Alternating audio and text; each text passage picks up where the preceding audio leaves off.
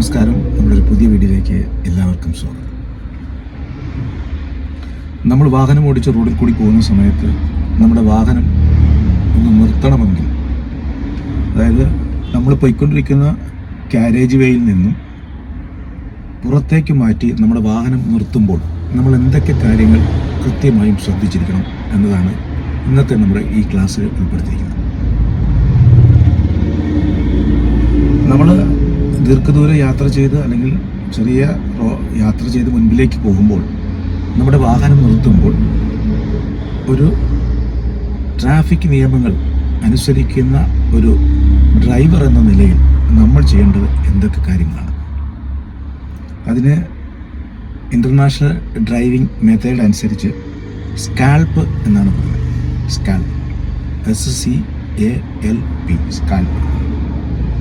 വാഹനം ഓടിച്ചു പോകുന്ന സമയത്ത് വാഹനം നിർത്തണമെങ്കിൽ, അല്ലെങ്കിൽ വാഹനം ഒന്ന് പാർക്ക് ചെയ്ത് നമുക്കൊന്ന് പുറത്തേക്ക് ഇറങ്ങണമെങ്കിൽ നമ്മൾ ശ്രദ്ധിക്കേണ്ട കാര്യങ്ങളെക്കുറിച്ചാണ് പ്രതിപാദിക്കുന്നത്. സ്കാൽപ്പ്.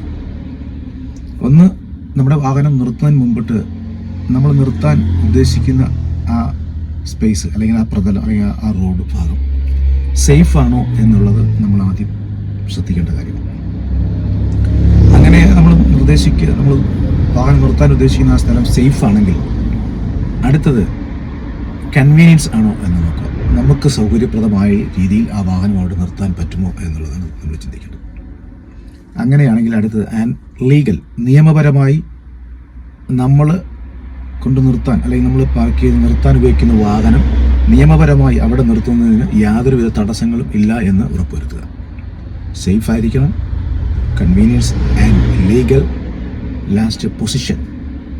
ആ വാഹനം നമ്മൾ നിർത്തുന്ന ആ സ്ഥലത്ത് എത്രത്തോളം അല്ലെങ്കിൽ എങ്ങനെ ആ വാഹനം പൊസിഷൻ ക്രമീകരിച്ച് നിർത്തണം എന്നുള്ളതും പ്രാധാന്യമായ ഒരു കാര്യമാണ്. അപ്പോൾ വാഹനം ഒരു സ്ഥലത്ത് കൊണ്ട് നിർത്തണമെങ്കിൽ നമ്മൾ ശ്രദ്ധിക്കേണ്ടത് ഒന്ന്, സേഫ് ആയിരിക്കണം ആ വാഹനം നിർത്തുന്ന സ്ഥലം. രണ്ടത് കൺവീനിയൻസ്, സൗകര്യപ്രദമായിരിക്കണം. ആൻഡ് ലീഗൽ, നിയമപരമായി ആ വാഹനം അവിടെ നമുക്ക് നിർത്താൻ പറ്റും. മോട്ടോർ വാഹന വകുപ്പിൽ അല്ലെങ്കിൽ മോട്ടോർ വാഹന നിയമത്തിൽ നിഷ്കർഷിക്കുന്ന നിയമസംഹിതകൾ അനുസരിച്ചുകൊണ്ട് നമുക്ക് ആ വാഹനം നിർത്താൻ പറ്റുമോ? Last, position. ആ വാഹനം നിർത്തുന്നതിനുള്ള പൊസിഷൻ അനുസരിച്ച് നിർത്തണം.